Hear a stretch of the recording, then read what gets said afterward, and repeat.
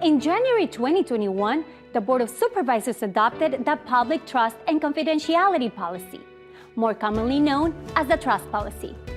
Through this policy, Fairfax County commits to protecting the rights of all residents, regardless of their immigration or citizenship status. It also guarantees that everyone has an equitable opportunity to participate in the county's economic vitality. The Trust Policy ensures that immigrant residents can access county benefits and services, knowing that the information they share will not be disclosed to federal immigration officials.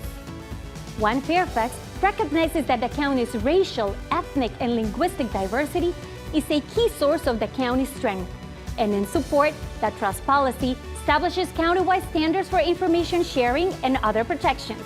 For more information, visit our website or send us a message.